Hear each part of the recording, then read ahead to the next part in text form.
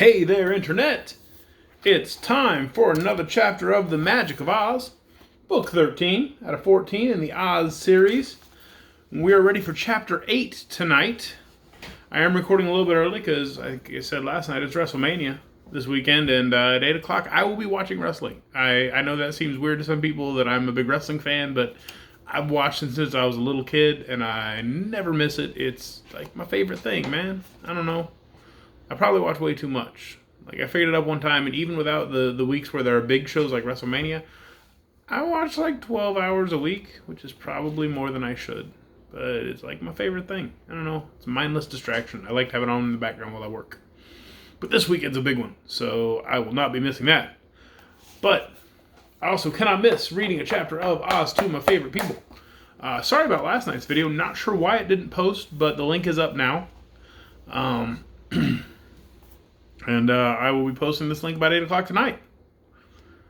Chapter 8 is entitled The Li-Mon-Eags Make Trouble, Lion, Monkey, Eagles. Because they became these guys. If you recall, Rigito and Kiaru became head of a lion, body of a monkey, wings of eagles, and tails of donkeys with gold knobs on the end for some reason. So, I guess they're going to call themselves Li-Mon-Eags because they're lion, monkey, eagles. We'll find out. In Chapter 8, the Li-Mon-Eags make trouble, which we will begin now.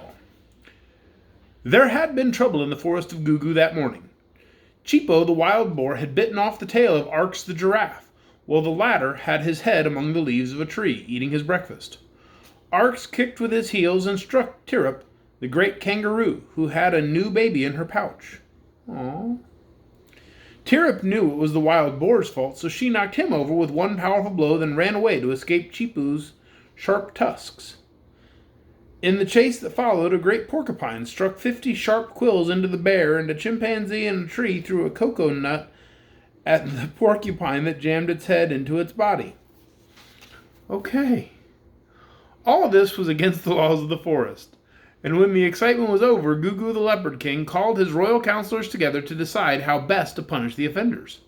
The four lords of the forest were holding solemn council in a small clearing when they saw two strange beasts approaching them, beasts the like of which they had never seen before.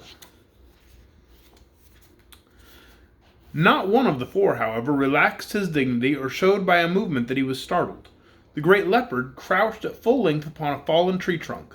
Bru the bear sat on his haunches before the king. Rango the gray ape stood with his muscular arms folded, and Lu the unicorn reclined, much as a horse does, between his fellow counselors. I've never seen a horse recline. I don't know what that looks like. With one consent, they remained silent, eyeing with steadfast looks the intruders who were making their way into the forest domain. "Well met, brothers," said one of the strange beasts, coming to a halt beside the group, while his comrade with hesitation lagged behind. "We are not brothers," returned the gray ape sternly. "Who are you, and how came you into the forest of Gugu?"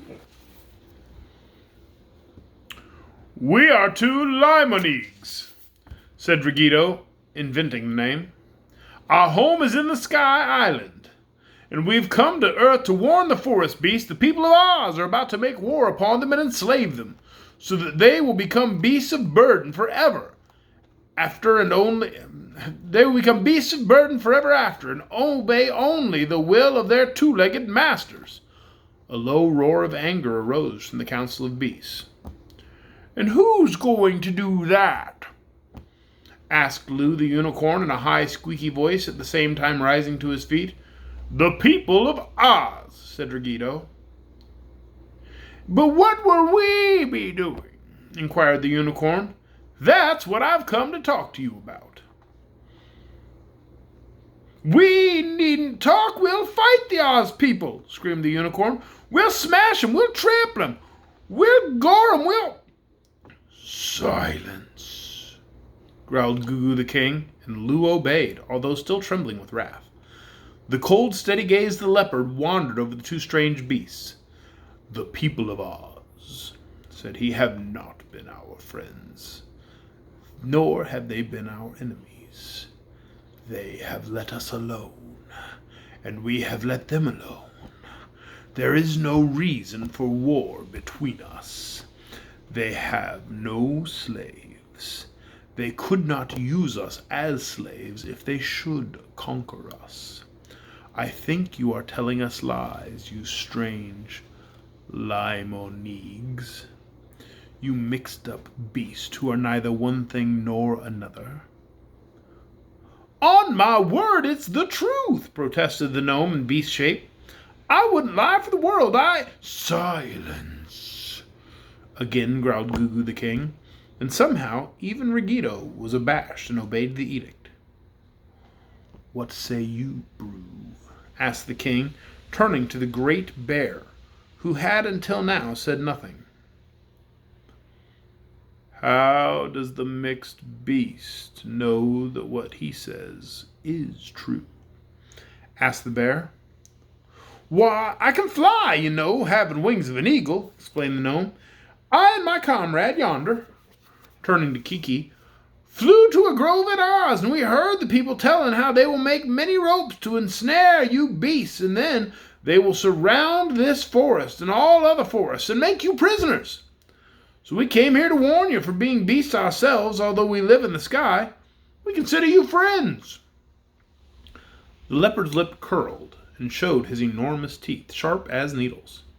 He turned to the great ape. What do you think, Rango? He asked. Send these mixed beasts away, your majesty, replied the gray ape. They are mischief makers.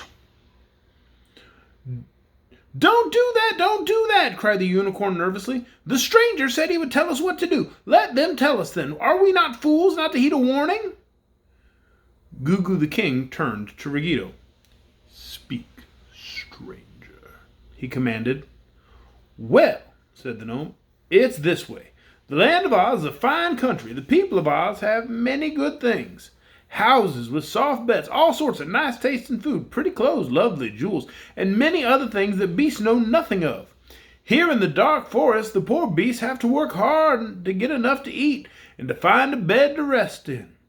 But the beasts are better than the people, and why should they not have all the good things the people have? So I propose that before the Oz people have the time to make all those ropes to snare you with, we get all the beasts together and march against the Oz people, capture them.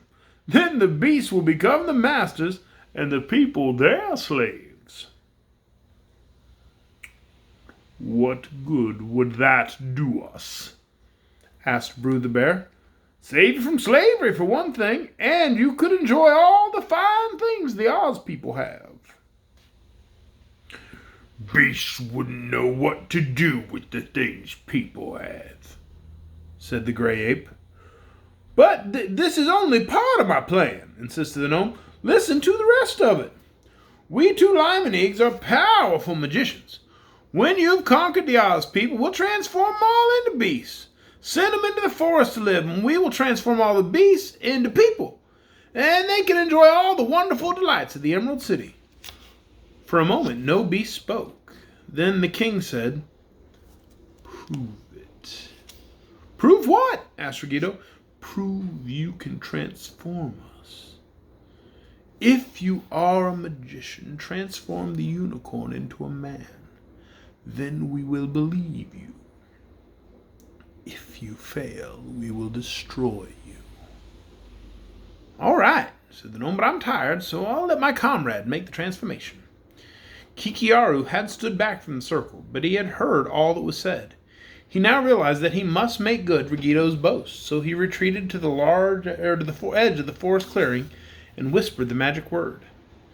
Instantly, the unicorn became a fat, chubby little man dressed in purple Gillikin costume, and it was hard to tell which was more astonished, the king, the bear, the ape, or the former unicorn. It's true, shouted the man-beast. Good gracious, look at what I am. It's wonderful. The king of the beasts now addressed Ruggedo in a more friendly tone. We must believe your story, since you've given us proof of your power, said he. But why, if you are so great a magician, can you not conquer the Oz people without our help, and so save us the trouble? Alas, replied the crafty old gnome, no magician is able to do everything. The transformations are easy to us because we are Li-Mon-Eags, but we cannot fight or conquer even such weak creatures as the Oz people. We will stay with you and advise and help you, and we will transform all the Oz people into beasts when the time comes, and all the beasts into people. Gugu the king turned to his counselors. How shall we answer this friendly stranger? He asked. Lou, the former unicorn, was dancing around and cutting capers like a clown. I assume that he's just getting down, getting funky, dancing. On my word, your majesty, he said, this being a man is more fun than being a unicorn. You look like a fool, said the gray ape. Well, I feel fine, declared the man-beast. I think I'd prefer to remain a bear, said Big Brew. I was born a bear, and I know a bear's ways, so I'm satisfied to live as a bear lives. That, said the old gnome, because you know nothing better. When we have conquered the Oz people and you become a man, you'll be glad of it. The immense leopard rested his chin on the log and seemed thoughtful. The beasts of the forest must decide this matter for themselves, he said. Go you, Rango the gray ape, and tell your monkey tribe to order all the forest beasts to assemble in the great clearing at sunrise tomorrow. When all are gathered together, this mixed-up beast who is a magician shall talk to them, tell them what he has told us. Then, if they decide to fight the Oz people who have declared war on us, I will lead the beasts to battle. Rango the gray ape turned at once and glided swiftly through the forest on his mission. The bear gave a grunt and walked away. Gugu the king rose and stretched himself. Then he said to Ruggido, Meet us at sunrise tomorrow, and with stately stride vanished among the trees. The man-unicorn, left alone with the stranger, suddenly stopped his foolish prancing. You'd better make me a unicorn again, he said. I like being a man, but the forest beasts won't know that I'm their friend, Lou. And they might tear me to pieces before morning. So Kiki changed him back to his former shape, and the unicorn departed to join his people. Ruggido the gnome was much pleased with his success. Tomorrow, he said to Kikiaru, we'll win over these beasts and set them to fight and conquer the Oz people. Then I will have my revenge on Ozma and Dorothy and all the rest of my enemies. But I'm doing all the work, said Kiki. Never mind, you're going to be King of Oz, promised Ruggido. Will the big leopard let me be king? Asked the boy anxiously. The gnome came close to him and whispered, If Gugu the leopard opposes us, you'll transform him into a tree. Then he will be helpless. Of course, agreed Kiki, and he said to himself, Shall also transform this deceitful gnome into a tree, for he lies, and I can't trust him. And that is the end of Chapter 8, The Li-Mon-Eags Make Trouble. You know, they are really kind of discussing the main problem with most villains in books and media. If someone's just pure evil, you can't trust them. So when they band together as a group of evildoers, they can't trust each other. But the heroes are good, so they can be trusted, so they trust one another. That's why the Justice League always wins. That's why the Avengers always win. The bad guys eventually turn and try to hurt one another, and the good guys don't. Typical. Anyway, that was Chapter 8, The Li-Mon-Eags Make Trouble. Tomorrow night we're going to read Chapter 9, The Isle of the Magic Flower. I do hope you'll join us then. Good night, everyone.